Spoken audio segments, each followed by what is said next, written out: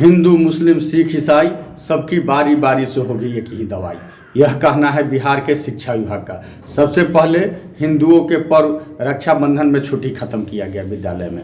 उसके बाद क्रिश्चियन के पर्व गुड फ्राइडे को खत्म किया गया। उसके बाद हिंदुओं के महापर्व होली के छुट्टी खत्म किया गया। उसके बाद अब मुस्लिमों के इस्लाम धर्म के सबसे बड़ा पर्व ईद की छुट्टी को करीब करीब समाप्त कर दिया गया है। विद्यालय में तो ईद की छुट्टी रहेगी, जो विद्यालय में शिक्षक है वो रहेंगे, लेकिन उसी विद्यालय के कुछ शिक्षक को 8 से 14 तारीख तक अपने विद्यालय से 100 किलोमीटर 200 किलोमीटर दूर प्रशिक्षण में भेजा जा रहा है। उनका ईद नहीं होगा क्योंकि वो प्रशिक्षण में रहेंगे। हम जानना चाहते हैं, हम नहीं, बिहार की जनता जानना चाहती है, बिहार के शिक्षक जानना चाहते हैं, बिहार के बच्चे जानना चाहते हैं कि क्या ईद होली जैसे महापर्व पर अपने घर से 100-200 किलोमीटर दूर रहकर प्रशिक्षण प्राप्त करके क्या वह स्वतंत्र दिमाग से प्रशिक्षण प्राप्त कर सकेंगे? क्या वह खुली दिमाग से प्रशिक्षण प्राप्त कर सकेंगे? क्या उसका लाभ शिक्षकों को मिलेगा?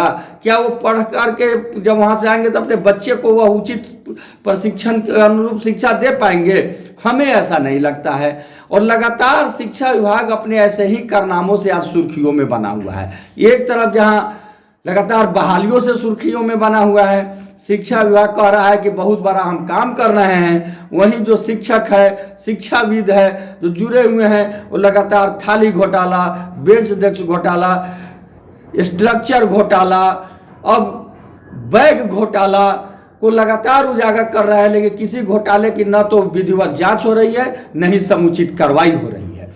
लेकिन लगातार शिक्षा विभाग अपने उलूल जुलूल कारनामों से और कुछ सही कारनामों से भी लगातार सुर्खियों में बना हुआ है। समझ में नहीं आ रहा है कि बिहार का शिक्षा विभाग शिक्षा को बेहतर बनाने में, बिहार को बेहतर बनाने में लगा हुआ है या पेपर के मुख्य बिंदु बनने में लगा हुआ है।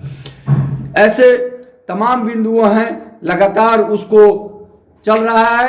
अब ईद की छुट्टी को लेकर हाहाकार मचा हुआ है। देखते हैं कि ईद की छुट्टी में शिक्षक अपने घर पर रहकर ईद मनाते हैं या 100-200 किलोमीटर दूर जाकर के प्रशिक्षण लेते हैं और उसको आकर के यहाँ अपने विद्यालय में उजागर करते हैं। क्या होता है यह आगे भविष्य तय करेगा, लेकिन आज तक यह तय है कि अभी ऐसा कुछ नहीं होने वाला। अभी सबको अपने विद्यालय को छोड़कर जाना पड़ेगा और प्रशिक्षण लेना पड़ेगा।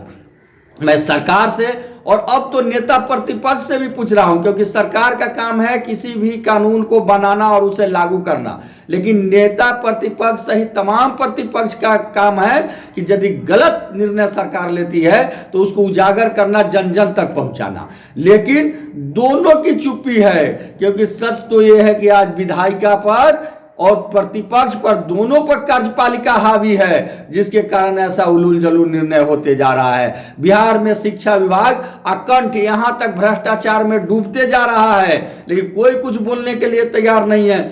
और उसी भ्रष्टाचार से ध्यान को हटाने के लिए ऐसे छोटे मोटे उलूल जुलूल निर्णय लिए जा रहे हैं, ताकि शिक्षकों का ध्यान उस पर जाए और सही निर्णय पर वह नहीं पहुंचे और सही बात नहीं कहे।